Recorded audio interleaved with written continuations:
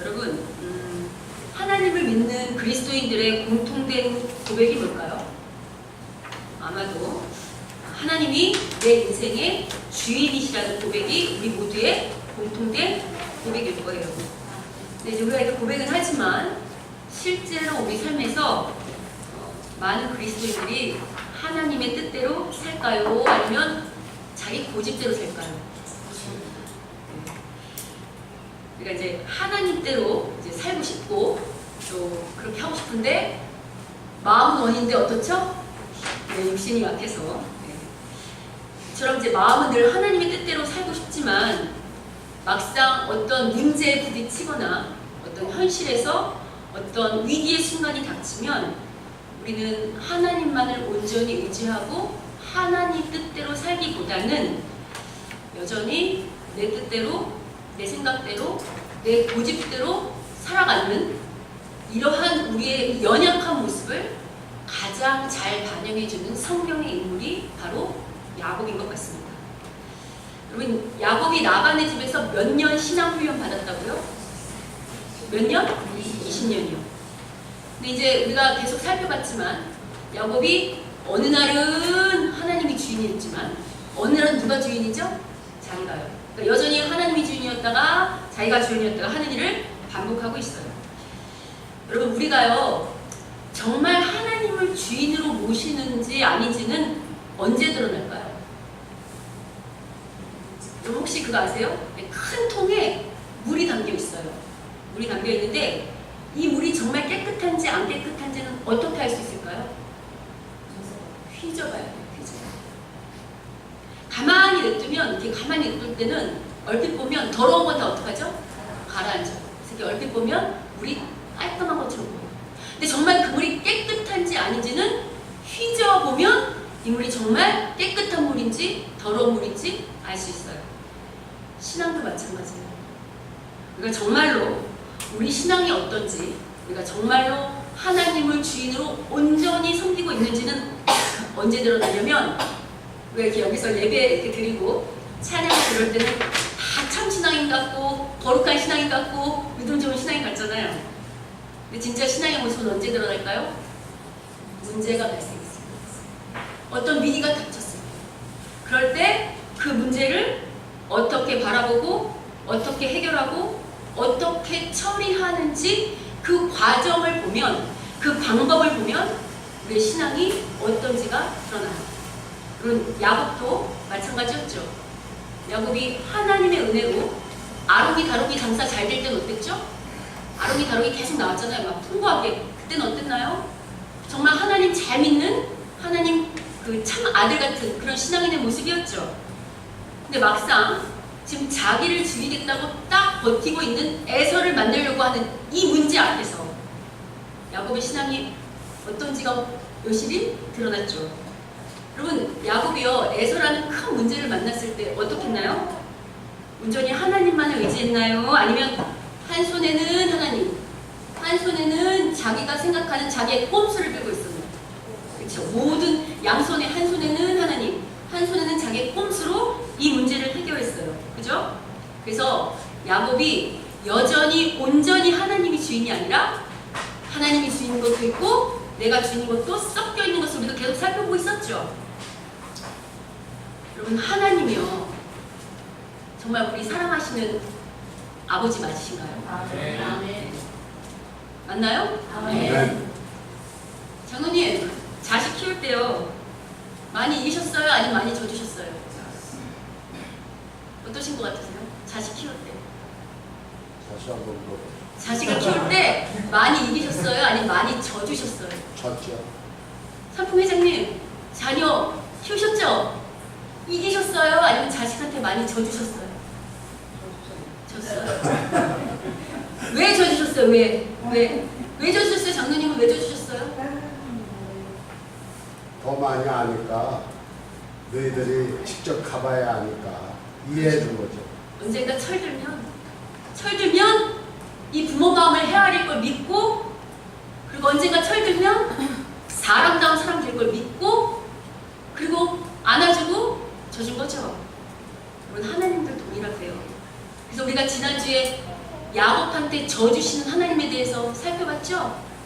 근데 여러분, 그럼에도 불구하고 만약 자식이 하지 말아야 할 짓을 계속 하면 어떻게 해야 될까요? 계속 내버려 둘까요? 아니면 매를 대서라도 고쳐야 될까요? 그렇죠. 야곱도 동일해요. 하나님은요, 우리 아버지시고요. 누구보다 우리의 이 심령의 상태가 어떤지를 가장 잘 아시는 하나님 아버지세요. 그래서 야곱이 자기 고집대로 사는 게 두시지 않고요. 야곱의 안에 있는 그 잘못된 습관, 잘못된 고집들을 꺾으시겠죠.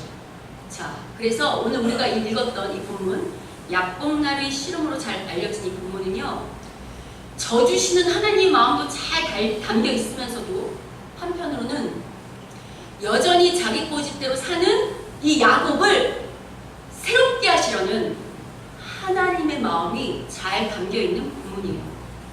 그러나 그럼에도 불구하고 여러분, 이런 본문 읽을 때 그냥 무조건 아멘 아멘 하게 되시나요? 아니면 질문이 좀 생기시나요? 저는 이런 본문을 읽을 때요, 좀 질문이 들어요. 어떤 질문이 든가? 아니, 아무리 야곱이 자기 고집대로 산다고 해도 그렇지, 하나님 우리 사랑하는 아버지시라면서요. 그죠? 아, 그러면 제가 이렇게 좀 살살만 다루시지. 오늘 야곱 어디 부러뜨리셨어요? 허벅지, 고관절을요. 허벅지, 고관절. 그러면 여러분, 야곱 당신은요, 지금처럼 의학이 발달됐나요? 발달되지 않았나요?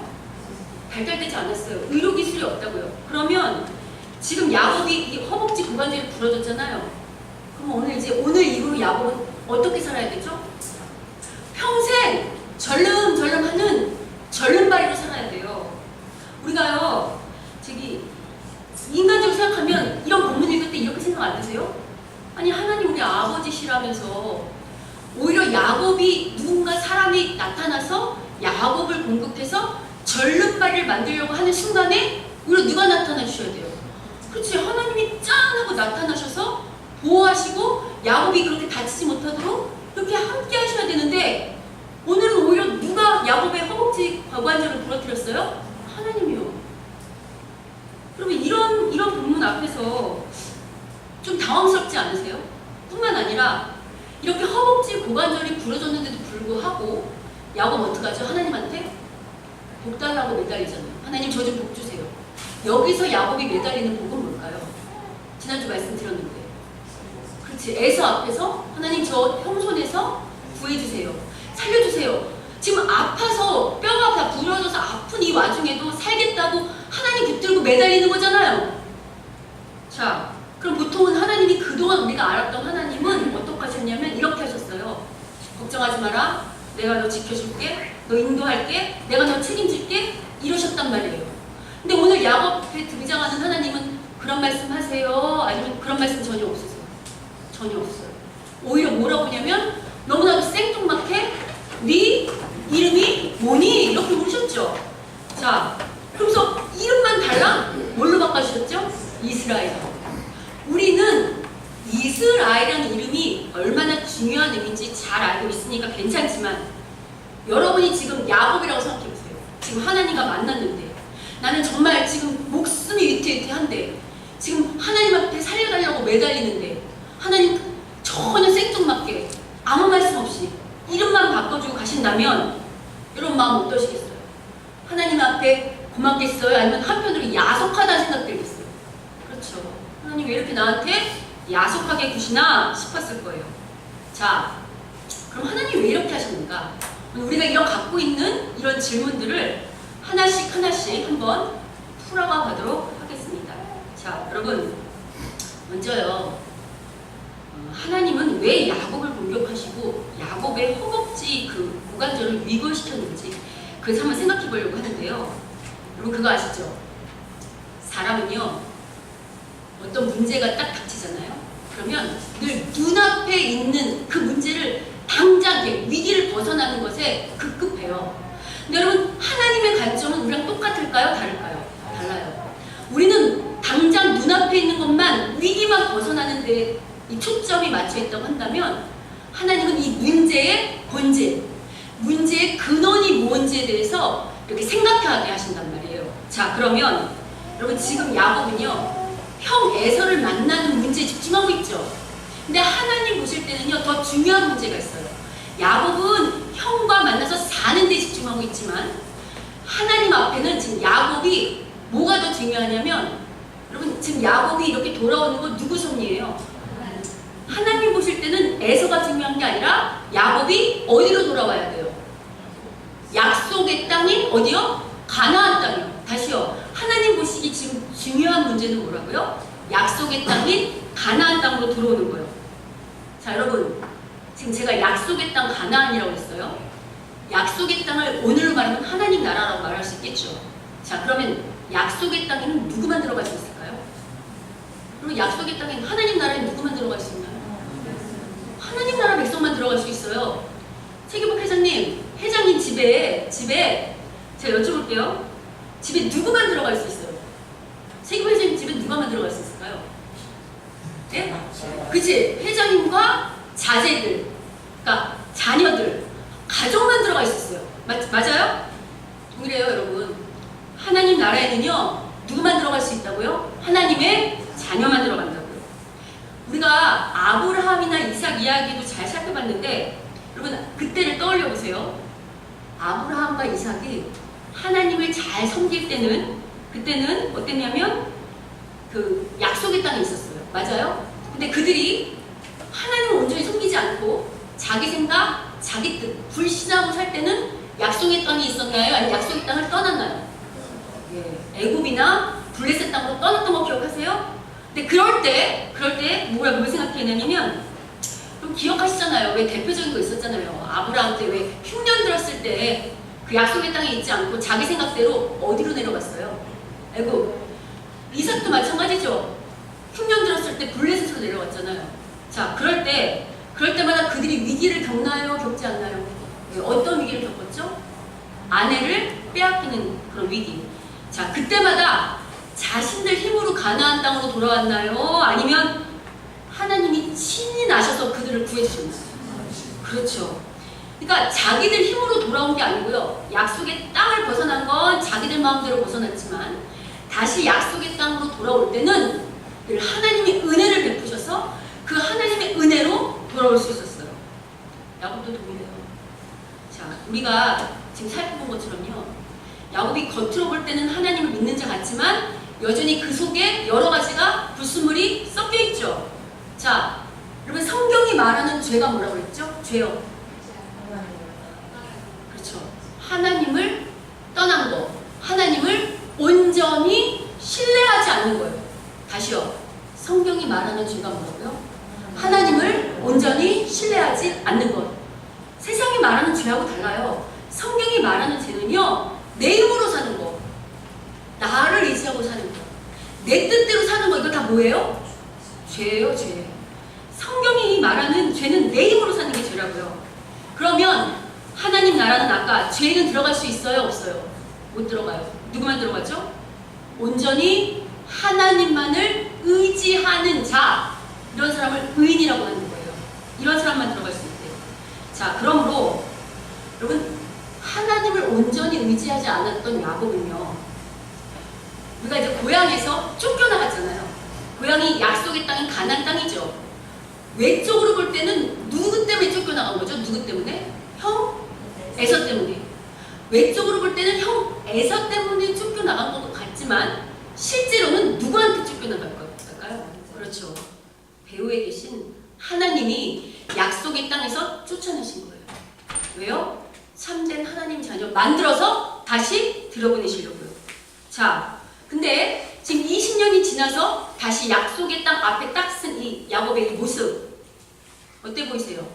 여러분이 한번 야곱이라는 사람이 우리 승일교회와 함께 이렇게 신앙생활하는 성도라고 생각해 보세요.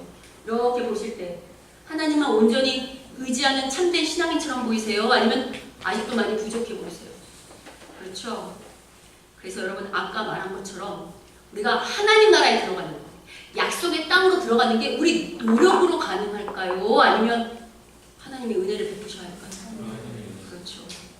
아까 아브라함도 이삭도 다시 하나님 나라로 돌아오는 것이 하나님의 전적인 은혜로 돌아올 수 있었던 것처럼, 그리고 그래서 그들이 하나님만을 온전히 바라보도록 하나님이 일하셨던 것처럼 이제 야곱도요.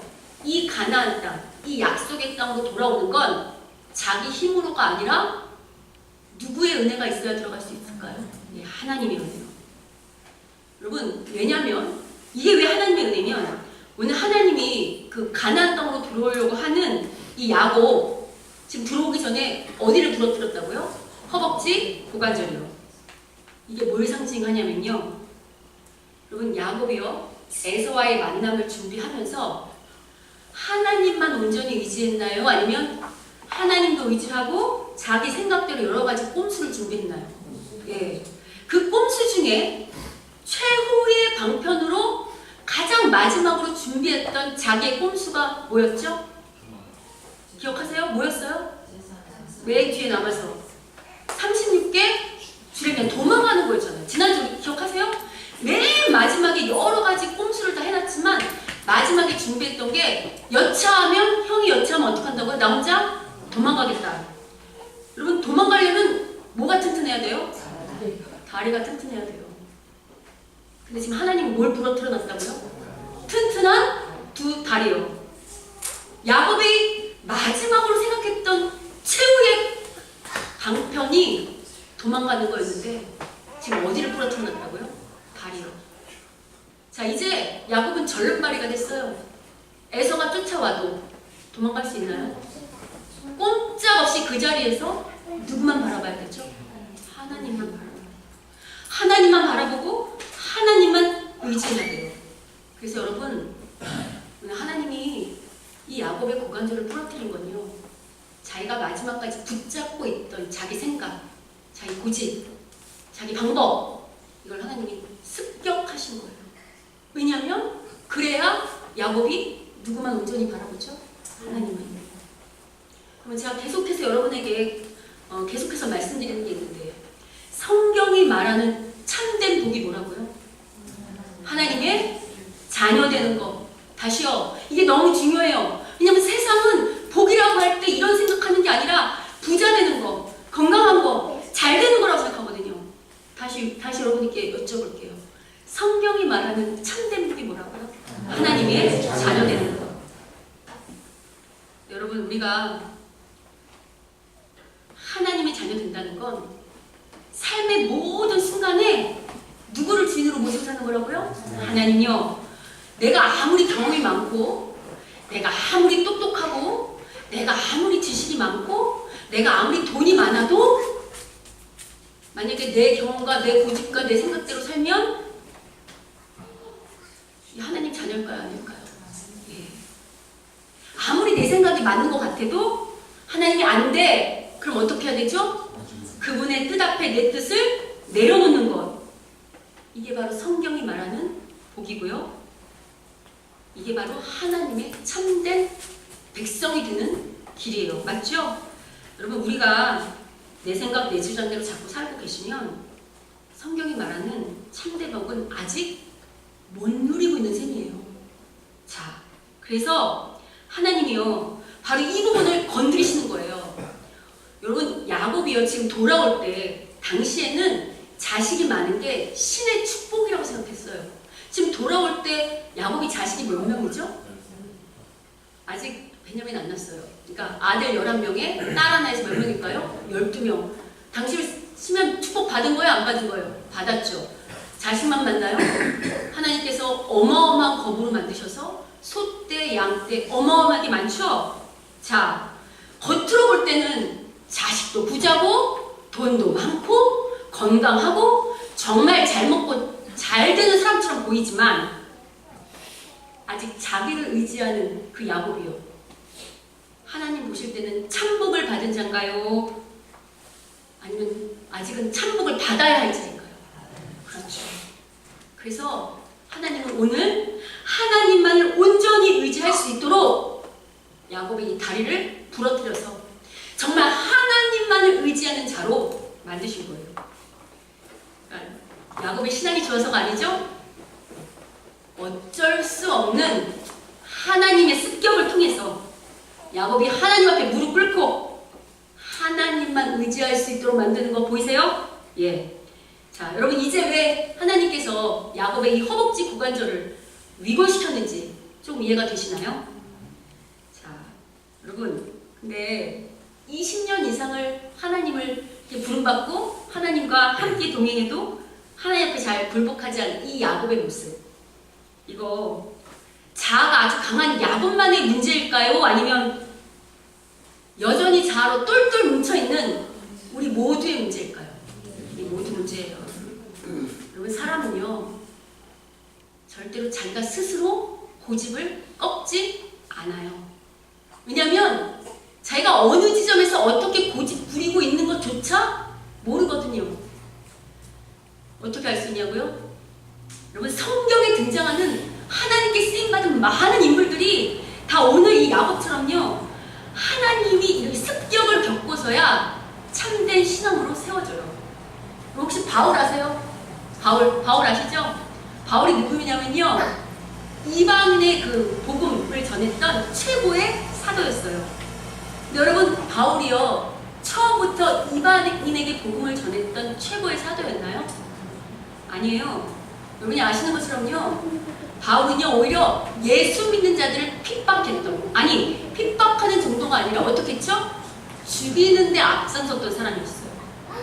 그렇다고 한다면 바울이 하나님을 안 믿던 자였나요? 아니에요.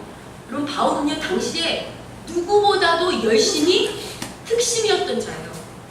여러분, 바울이요 오늘 치면요 그냥 일반 평신도가 아니고요 정말 좋은 스승한테서 신학을 정말 많이 공부한 최고의 신학가였고 최고의 설교가였어요. 근데 그렇게 하나님을 아주 사랑한다고 하고 오랜 세월 하나님을 믿었다고 하고 연구한 바울이 한 일이 뭐였냐면 하나님이 보내신 하나님의 아들이신 그 예수를 믿는 자들을 어떻게 했다고요? 죽이는 데 앞장섰던 사람이라고요. 근데 이미 바울은 택함받은 하나님의 이방인의 사도였죠. 그래서 하나님이 어떻게 바울을 그 이방인의 참 이방인의 사도로 만드셨나요? 여러분, 바울이 스스로 했겠나요? 아니에요. 바울이 다메섹에서 믿는 자들을 죽이러 따라갔을 때 하나님은 어떻게 하셨죠? 바울을 습격하세요. 바울에게 찾아오셔서 바울이 뭐를 멀게 하셨죠? 눈이요. 근데 재밌는 건 바울이 눈은 멀었는데 보이는 육적인 눈은 멀었는데 뭐가 열리죠? 영안이 열려요. 영안이 열리고 영의 귀가 열려서 누구를 만나고 누구의 소리를 듣죠? 예수님을 만나고 예수님의 목소리를 들어요. 그러면서 그 예수님을 만남으로 말미암아 바울이 깨닫잖아요. 내가 얼마나 잘못된 신앙이었는지, 내가 얼마나 하나님을 적대시하는, 하나님을 마음 아프게 하는 그런 신앙인이었는지 그렇게 깨닫게 되죠. 여러분, 이러한 바울의 회개의 모습 속에서 회개하는 것조차도 우리 힘으로 회개할 수 있을까요? 아니면 하나님이 은혜를 주셔 회개할 수 있을까요? 사람이 돌이키는 것, 사람이 하나님 앞에 자기 죄를 고백하는 건 자기 힘으로 할 수 있는 게 아니고요, 하나님이 은혜를 베푸셔야 돼요. 이게 바울뿐인 줄 아세요? 여러분, 혹시 예수님의 수제자 하면 떠오르는 인물 있어요? 그렇죠, 베드로요. 여러분, 베드로 아시죠? 베드로는 12제자의 대표격이었잖아요. 그 역시 열심히 특심인자였어요. 자, 그러면 이렇게 12제자를 대표할 만큼 열심히 특심이었던 이 베드로, 그의 자아는 언제 깨졌을까요? 언제 깨졌을 것 같으세요? 여러분, 베드로가 얼마나 그 신앙 고백을 잘했던 사람이냐면, 그거 아세요? 예수님이 이렇게 변화산 하러 그 빌립보 그 위에 올라갔을 때 자기 제자들만 데리고 가서 이렇게 묻잖아요. 사람들이 나를 누구라고 하느냐? 이렇게 묻죠. 그때 제자들이 대답하잖아요. 사람들은 예수님을 누구라고 해요? 엘리야라고 하기도 하고, 세례요한이라고 하기도 하고, 선지자라고 하기도 하고, 스승이라고 하기도 하고 이래요. 그러니까 예수님이 만족할 답변이 안 나왔잖아요. 그러니까 제자들한테 묻죠. 그러면 너희는 나를 누구라고 생각하느냐? 그때 누가 나서요? 베드로가 나서요. 베드로가 뭐라고 말하죠? 주는 그리스도시요 살아계신 하나님의 아들이십니다. 참으로 합당하고 멋진 고백이죠. 근데 이런 고백만 게 아니고요. 여러분 그거 아시죠? 베드로가 얼마나 예수님을 사랑했냐면 예수님이 그 십자가에 돌아가시기 전에 유언하시는 게 고별설로 다 제자들 이렇게 딱 모아놓고 그래서 뭐라고 하시냐면 너희들이 다 나를 버릴 거다 이렇게 말씀하시죠. 그때 누가 툭 튀어나와요? 베드로요. 베드로가 툭 튀어나와서 이렇게 말하잖아요. 마태복음 26장 33절 같이 보겠습니다. 읽어보겠습니다. 마태복음 26장 33절. 아, 준비가 안 됐어. 자, 우리 찾아볼게요. 마태복음 26장 찾으세요. 마태복음 26장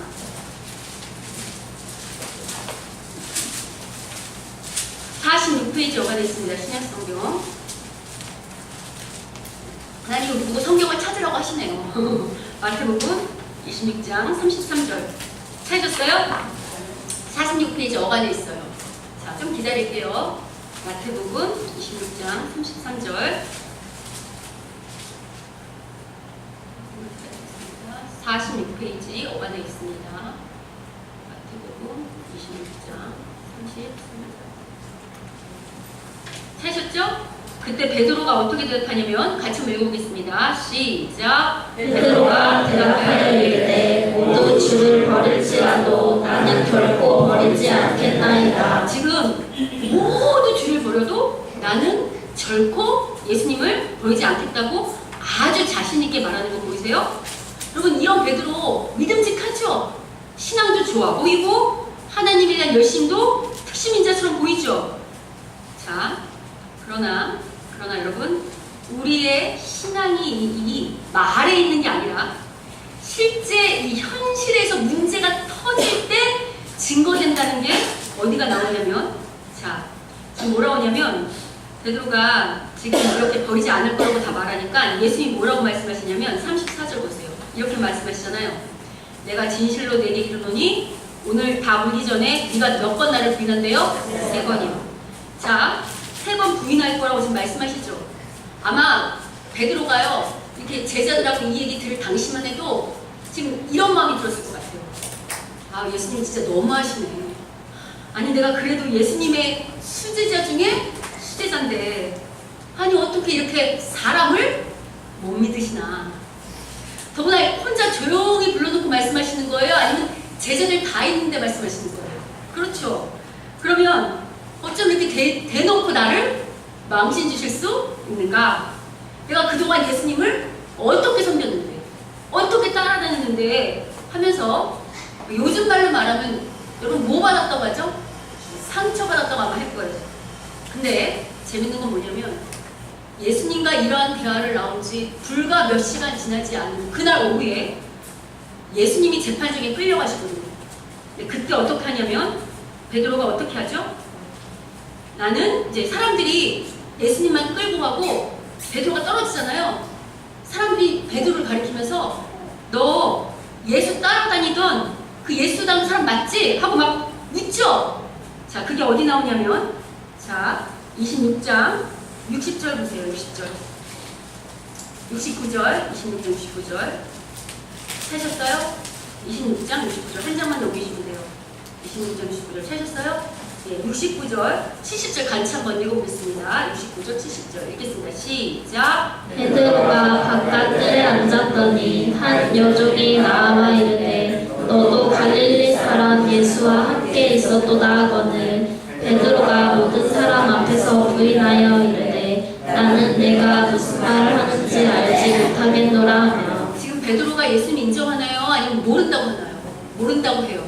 자, 한 번만 그러는 게 아니라 72절에 보면 사람들이 또 묻거든요. 맞는데 너 예수 따라다니던 예수 닮은 사람 맞잖아. 또 물어요.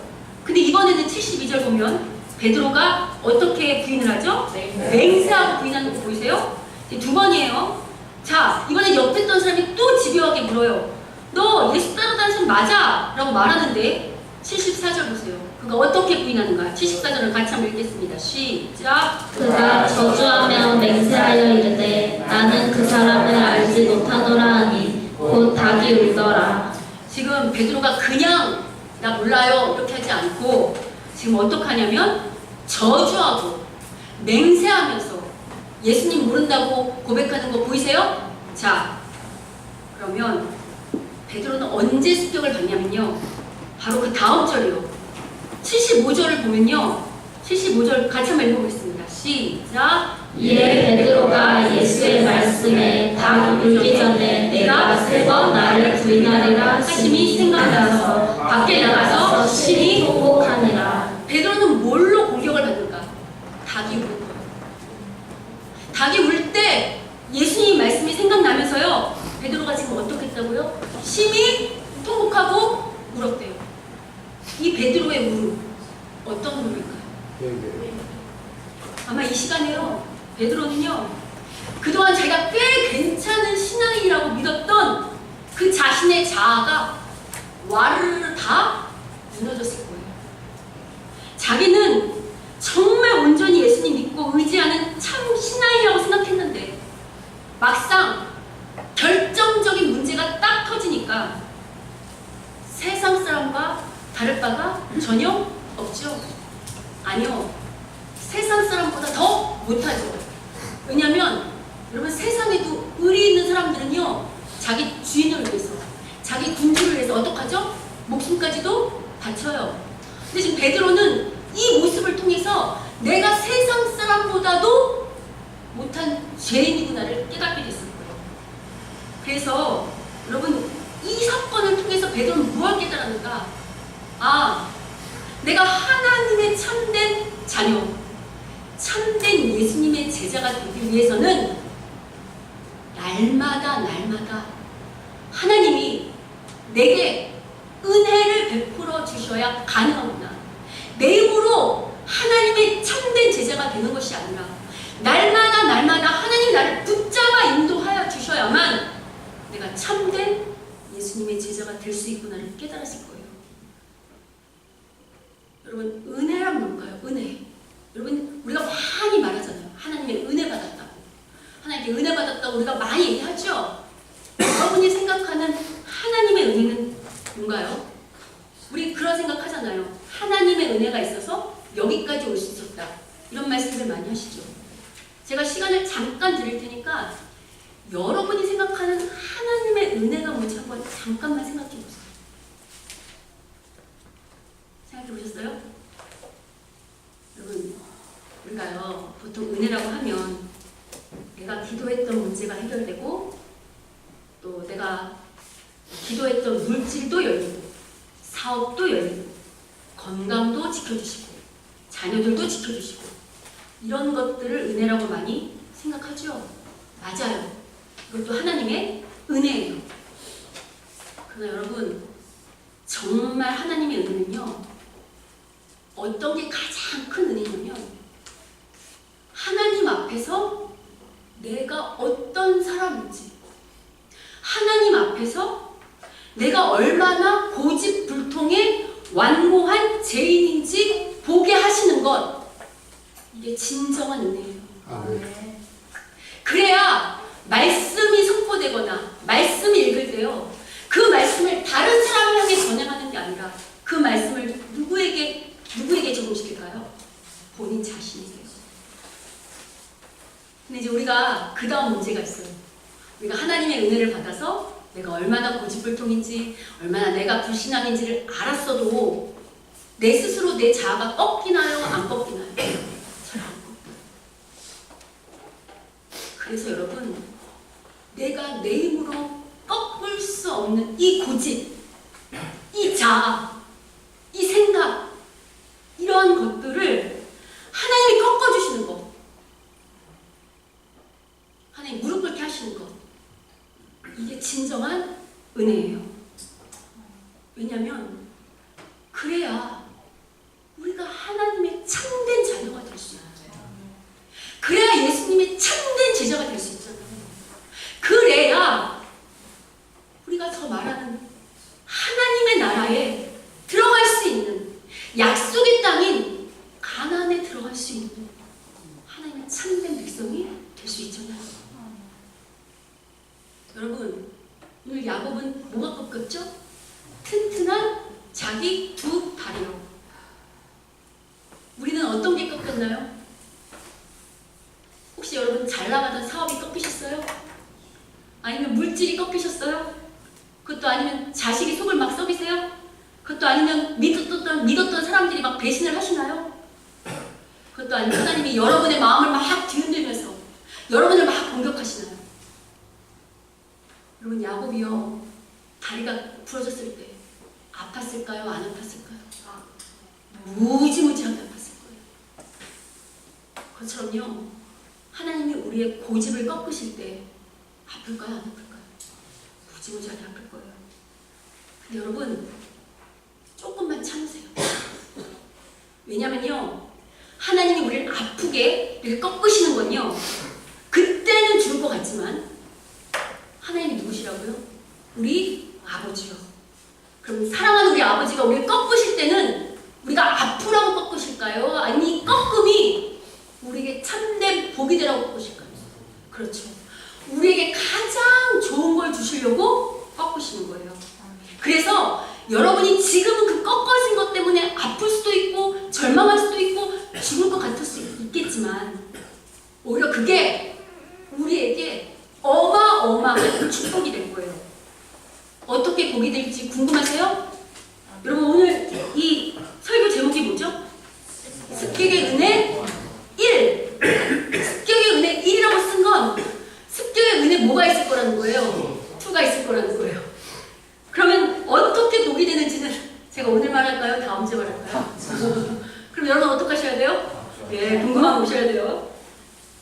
여러분, 우리 옆 사람하고 이렇게 인사했으면 좋겠어요. 오늘은요, 충청도식으로 한번, 충청도 말로 한번 이렇게 인사해보죠. 꺾여도 괜찮아요. 꺾어도 괜찮아요. 앞뒤로 가세요. 꺾여도 괜찮아요. 왜냐하면 하나님이 더 큰 복 주시려고요. 한번 가세요. 예. 맞아요. 여러분, 하나님이 우리한테 더 좋은 거, 하나님 보시기에 가장 좋은 걸로 주시려고 그러시는 거예요. 아멘. 혹시 여러분 중에 지금 하나님이 나를 막 공격하는 것처럼 그렇게 어려운 일 많이 있으세요? 걱정하지 마세요. 두려워하지 마세요. 조금만 시간이 흐르면 하나님이 나를 이렇게 붙이려고, 나를 이렇게 세우시려고, 나를 이렇게 영광스러운 자녀 만드시려고 이러이러한 일을 겪게 하셨구나를 깨닫는 날이 반드시 와요. 아멘. 이 믿음 가지고, 이상구 집사님, 이 믿음 가지고 하나님을 바라보면서, 하나님만을 바라보면서 하나님만 의지하는 우리 모두가 되기를 주님의 이름으로 축원합니다. 아멘.